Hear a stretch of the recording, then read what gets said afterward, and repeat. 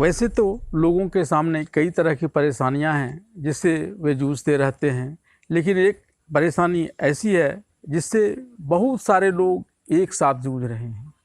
यह परेशानी है सहारा में निवेश करने वाले लोगों के पैसे डूब जाने की डर की परेशानी।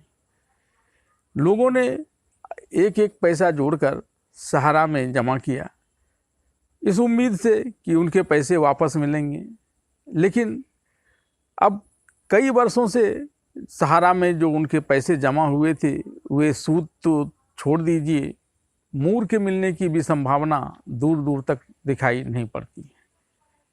लोग एक तरफ से निराश ही हो गए थे, लेकिन तभी अमित शाह का एक सभा के दौरान कही गई बात सामने आई, जिससे लोगों को यह आभास होने लगा कि शायद उनके कुछ पैसे वापस मिल जाएंगे। वैसे तो अमित शाह ने लोगों के पूरे पैसे जो सहारा में निवेश किए गए हैं मिलने की बात कही थी, लेकिन उसके बाद उनकी जो एक गंभीर चुप्पी है, उन्होंने 31 मार्च को अपने भाषण के दौरान सहारा में लोगों के जमा किए हुए पैसे वापस दिलाने की बात कही थी और कि 4 महीना के अंदर लोगों को पैसे मिलने लगेंगे।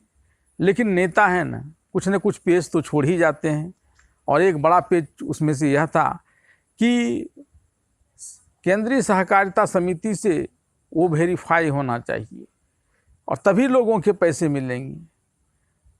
जो 3-4 महीने की बात वो बोल रहे थे और उसके बाद चुप बैठ गए, तो लोगों के पैसे अब कब मिलेंगे, कैसे मिलेंगे, यह एक बड़ी समस्या लोगों के समक्ष थी।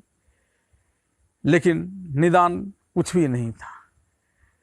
मैंने उनके भाषणों के सहारे ही सहारा के निवेशकों के डूबे हुए पैसे वापस दिलाने का एक रास्ता ढूंढा है।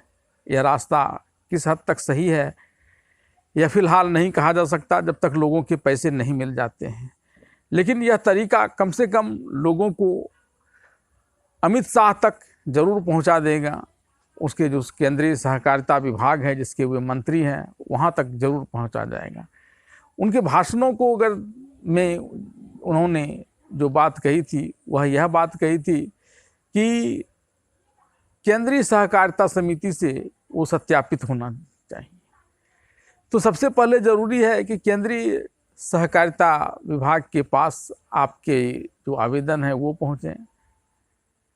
तो इसके लिए एक पते की ज़रूरत होगी, बिना पते के तो वो जाएगी नहीं, और रजिस्ट्री अगर आप नहीं भेजेंगे तो फिर उसका प्रमाण आपके पास नहीं रहेगा कि आपने भेजा है या नहीं भेजा है, क्योंकि ऊपर से तो कोई कार्रवाई अभी तक हो नहीं रही है।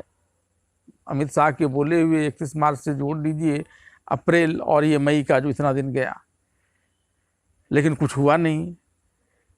तो उनके बोलने में जो पता था वो पता उनके दिल्ली स्थित कार्यालय का था, और वो रजिस्ट्रार सेंट्रल कोऑपरेटिव बैंक के नाम से भेजना है। मैं इस पते को बार बार अपने स्क्रीन पर फ्लैश करा रहा हूँ ताकि आप लोग उस पते को जान लें, और अपने जो कागजात हैं सहारा से जुड़े हुए उसमें जो इन्वेस्ट किए हुए हैं उसकी कॉपी, फ़ोटो कॉपी उसमें डालकर रजिस्ट्रार सेंट्रल कोऑपरेटिव बैंक के नाम से जो दिल्ली स्थित कार्यालय है जिसका पता मैं बार बार फ्लैश कर रहा हूँ उस पर भेज दें। तो एक दबाव भी बनेगा अमित शाह के ऊपर। जब उनके कार्यालय में ऐसे पत्र बड़ी संख्या में आने लगेंगे तो ऊपर से कोई कार्रवाई होगी, फिर सहारा के यहाँ से जो कागजात हैं इससे संबंधित वो मंगवाए जाएंगे और तब इसका वेरिफिकेशन होगा।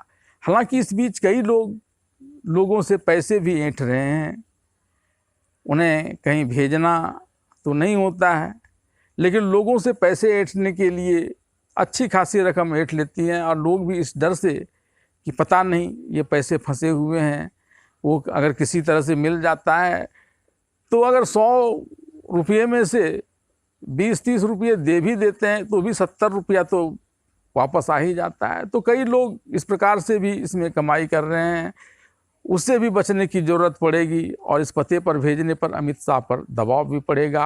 आप इस पते को नोट कीजिए और फोटो स्टेट की कॉपी इस पते पर भेजिए।